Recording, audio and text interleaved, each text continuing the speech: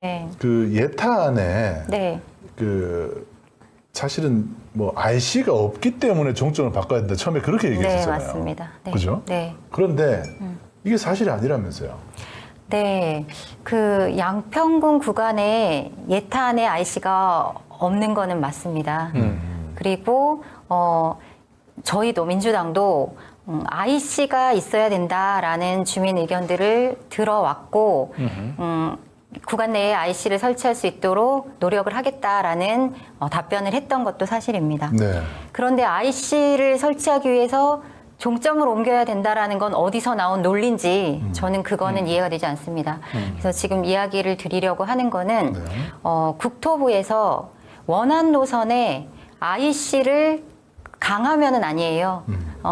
태촌면에 있는 수청리에 수청 IC를 설치한 그 검토 노선이 보고서에 있다라는 걸 저희가 확인을 했습니다. 아. 네.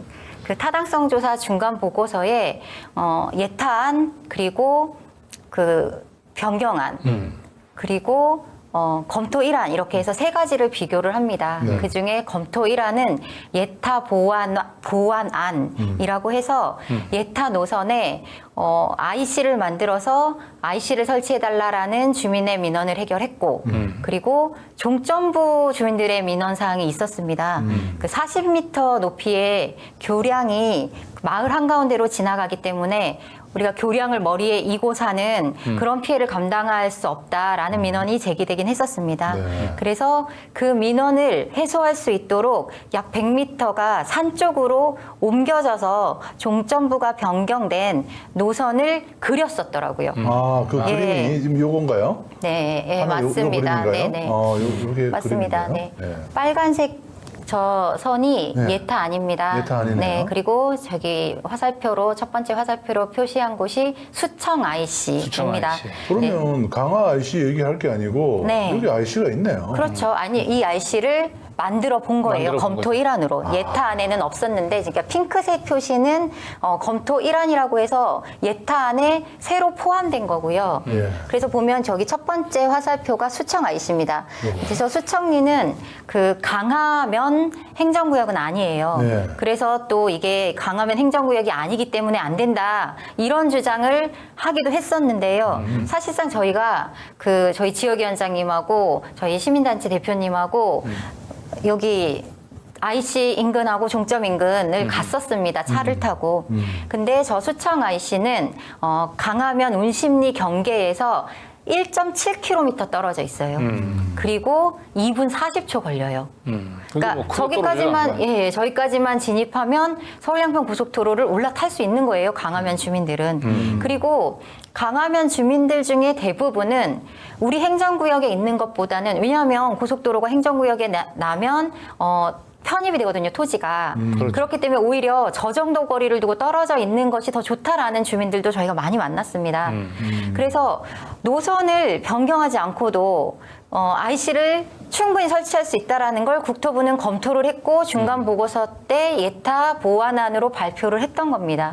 그런데 사실상 저희도 몰랐고요. 네. 예, 이 검토안을 공론화하지 않았고 적극적으로 공개하지 않았고 네. 이렇게 좋은 노선이 있음에도 강상종점안으로 국토부안이라고 정하고 몰고 갔기 때문에 저희도 잘 몰랐었습니다. 그런데 이번에 저희가 농성장에 앉아서 그 타당성 조사 중간 보고서를 샅샅이 뒤지는 과정에서 찾아냈습니다. 아니, 그래서 글자가 안 보이는데요. 이거 어떻게 네, 저기가 찾으셨어요? 이제 아무리 확대를 해도 안 보여요. 네, 수청 저기가 IC 가. 수청 IC고 네. 수청 IC 원안으로 수청 IC를 하나 두면 저 남한강을 건널 수 있는 1,040m짜리 4차선 교량이 생깁니다. 대교가 생깁니다. 네. 근데 저 대교의 의미는 양평 주민들에게는 굉장히 절실했던 겁니다. 양평이 저 남한강을 건너는 두 개의 다리가 있기는 합니다. 근데 이게 그 한쪽에 몰려 있죠. 네, 1차선 도로고 정체가 극심해요. 그래서 이 그 대교 확장에 대한 요구도 계속 있어 왔었고, 또 이제 강화에서 양서로 바로 넘어갈 수 있는 저 대교의 의미는, 정말 무엇보다도 양평 국민들에게는 절실한 요구였습니다. IC만큼이나 절실합니다. 네.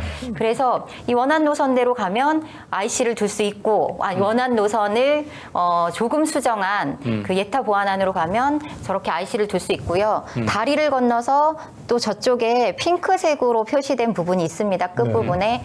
거기가 종점부예요. 네. 종점부가 80m가 줄어듭니다. 산 쪽으로 옮김으로 인해서 그래서 원래 원안은 마을을 통과하더라고요. 통과하는 예, 마을을 통과하면서 40m 교량을 설치해야 되는데 왼쪽으로 옮기면서 터널 2개와 교량 1개가 추가됩니다. 그래서 노선도 길이도 짧아지고 민원도 해결하는 그런 방안이 모두 다 담겨 있습니다. 그러니까 이제 원안을 이제 크게 그 수정하지 않으면서 않아도, 예. 이제 그 주민들의 수고원인 이제 IC를 이제 설치할 하고요. 수 있고 이제 종점 부근에 이제 그 민원 사항도 해결을 네. 하는 거고 그리고 결국은 저 수청 IC를 만들면 남한강을 건너는 대교가 그렇죠. 하나 더 네. 추가로 설치가 됨으로 인해서 이 강상면 네. 그쪽에 이제 그 교통량도 이제 분산이 맞습니다. 되고 전체적으로 양평군의 균형 네. 발전을 위해서는 훨씬 더 도움이 되는 안인데 그러니까 어쨌든 다 떠나서 네. IC를 만들기 위해서는 불가피하게 종점을 종점을 바꿔야 합니다. 강상면으로 변경해야 된다라고 하는 논리는 네, 이제 깨졌죠. 거짓말이었다라고 네. 하는 거예요. 네. 국토부에서 용역사를 통해 검토된 아닙니다. 저희가 말한 게 아니고요. 그래서 저게 저희가 중간 보고서는 한 몇 월 달쯤 나온 걸까요? 11월에 작성이 됐고요. 11월 달에. 발표하지 않았었어요. 공개하지를 않고 있다가 국토부에서 7년치 자료를 전체로 공개하겠다고 하면서 그때 55건의 튀어나왔구나. 문서를 공개할 때 그때 튀어나왔구나. 공개된 예. 그러면 제가 보기에는 이게 11월 달까지는 이제 저 네. 안을 검토했던 용역사 쪽에까지는 네. 이 정권의 핵심부 네. 여사님의 복심이 제대로 전달이 되지 안 된 않은 것 거죠. 같아요. 예, 예. 그게- 순수하게 그냥 기술적인 차원에서만 네, 이제 맞습니다. 경제성 네. 이런 주민들의 민원 이런 것들만 이제 검토한 거. 그러니까 용역사에서는 그 강성면으로 종점을 옮겨야 한다는 말씀하신 대로 복심이 제대로 익혀지지 않아서 네. 용역사는 타당한 안을 그려왔던 거고요. 다만 이제 국토부가 바꾼 거죠. 그 네. 밑에서 이제 국토부 우리 또 이 전진선 군수님 네. 또 안철영 국장 해가지고 밑에서는 이제 짬짬이가 막 진행이 되고 있었지만 네. 이런 밑에서 물 밑에서의 짬짬이를 모르는 이 용역 이 전문가들 같은 경우는 그냥 이 원칙에 충실하게 원안에 네. 가깝게 가면서 약간의 수정을 하면서 주민들 민원도 해결하고 IC 설치도 가능한 그 안을 검토했습니다. 네, 맞습니다. 예. 그러니까 이거 굉장히 노선을 예, 중요한 문서를 하나 발견하신 것 같습니다. 네. 네. 자, 이 수청리에 이제 네. IC를 하겠다는 거는 이제 여 의원님이 처음 지금 발견을 하신 거잖아요. 네, 제가 발견한 게 아니고 저희 위원장님하고 농성장에 앉아서 발견했습니다. 같이 발견하신 건데 민주당 우리 의원님이 네, 네, 맞습니다. 발견하신 건데 네. 국토부에서도 이 수청 IC를 네. 검토했다는 기사가 하나 나오긴 나왔네요. 네, 7월 24일인가에 네, 네. 민주당의 이제 뭐 의혹 제기에 대해서 해명하겠다라고 하면서 발표한 그 기사가 있더라고요. 7월 24일자 기사예요. 네, 네, 맞습니다. 여기에 지금 내용을 이제 우리가 캡처를 네. 해왔는데 보시면 좀 작은 글씨긴 합니다만은 수청 IC를 설치하는 양서면 1안, 네. 그리고 수청 IC를 설치하면서 분기점 인근 일부를 조정하는 2안, 네. 양서면 2안. 네. 그리고 역시 수청 IC 설치하는 양서면 3안. 여기 네. 예타한 노선에 네. 들어가 있다라고 지금 얘기를 하네요. 네, 네. 그러니까 이게 7월 24일 날 해명하느라고 발표된 거지. 네. 그 전에 최적 노선을 강상안으로 선정하고서 이 노선은 묻은 거죠. 사실은. 네. 네. 그리고 네, 기사 지금 방금 보여주셨는데 어쨌든 간 예타 노선의 원안에다가 약간의 설계 변경, 선형 변경으로 민원을 해결하는 것이 가장 합리적이다라는 생각은 그러니까 용역사는 했던 것 같고 국토부에서 어떤 과정에서 뒤집혔는지 모르겠지만 제가 생각할 때는 이 고속도로 사업을 하는데 55%의 노선이 변경되는 사례가 있었었나 그리고 그 IC를 설치하기 위해서 종점을 바꾸는 사례가 있었었나 저는 이런 고민이 들거든요.